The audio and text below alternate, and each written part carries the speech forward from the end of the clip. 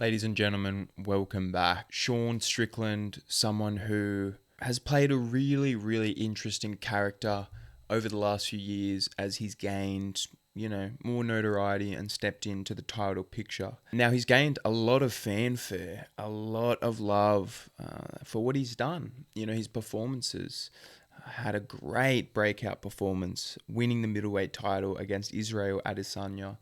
And, ever since then, has continued to talk a really big game, but just has not shown any evolution in his skills whatsoever. This past weekend, he had a rematch taking on Dricus du Plessis, DDP, the man who snatched that belt from him, in what was a controversial, close decision, their first fight. Was not the case this time. In MMA, how fast it moves, let alone how fast it moves, but going into a rematch, being at the top of a division where minor adjustments lead to major results, we've seen this time and time again, you need to show evolution in your game.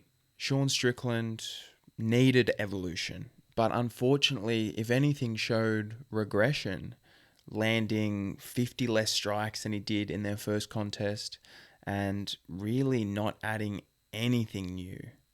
Sean Strickland is clearly someone who has gotten to a certain level and has gotten comfortable, has stayed in that comfort zone. It's crazy because Sean Strickland's comfort zone is not a comfort zone for most people, don't get me wrong. But it has been shown time and time again, if you want to stay at the top level, you have to evolve with the pack. You have to stay one step ahead of the rest of these fighters. Sean Strickland's coach, in between every single round of their rematch, begging Sean, you have to go, you have to go. He didn't listen once. For someone who talks about, come on Dricus, come on Dutchman, to the death, he's talking about to the death, brawling, mano a mano, and just does not show that in the cage whatsoever. He's not that guy.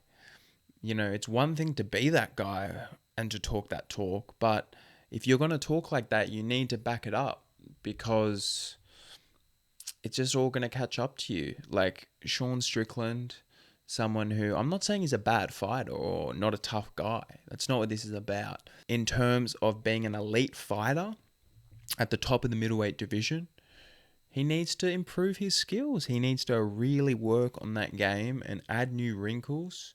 So there's a plan B. You can't just have a plan A unless your plan A is head and shoulders above the rest of the competition. Take Habib or Israel when he was coming up. Like that plan A needs to be miles ahead. And it isn't, man. Like we saw in that Dricus rematch, he had nothing to fall back on when things weren't working. Like I said, the coach pleading, but his game is defense first and, slowly implore presence and volume to win the fight.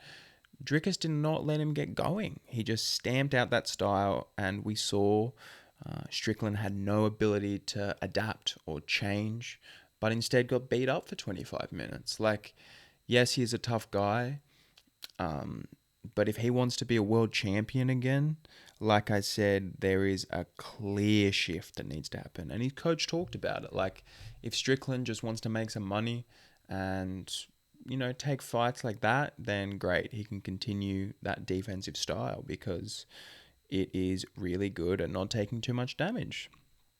But if he wants to hang around with the best in this division, like his days at the top of this division are done unless he starts to add new wrinkles. Dricus du Plessis showed that that's not enough.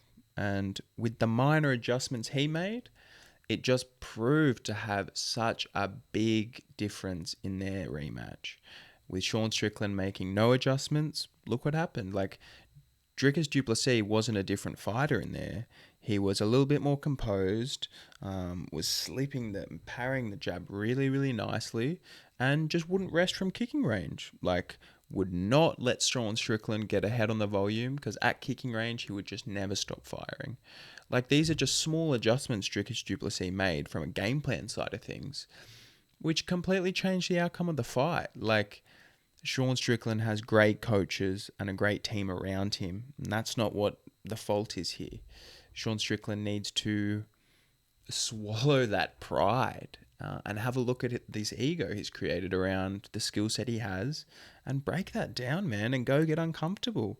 Because, yeah, there needs to be a plan B, plan C to complement the rest of that game. Otherwise, we really have seen the best of Sean Strickland in this division. Let me know what you guys think about where Sean Strickland goes after a performance like this, because I know he has a diehard group of fans that are probably going to stick with him through a situation like this, because he did show toughness. But yeah, it's one thing to talk and talk and talk and just to never back it up inside the cage. So I would love to see Sean Strickland really, really attack his game from the roots up, find the holes and plug them, you know. But I think that takes a certain sort of person to have that sort of self-reflection, just to be able to go through that process. I wonder if the coaches, Eric Nixick, his team around him, will be able to make that shift for him, because he's a very talented and tough guy. Let me know what you guys think. And like I said, where he goes next, because it's a really, really interesting case. Thank you guys so much for tuning in. If you could like, comment, and subscribe, I would really appreciate that. And we will chat soon.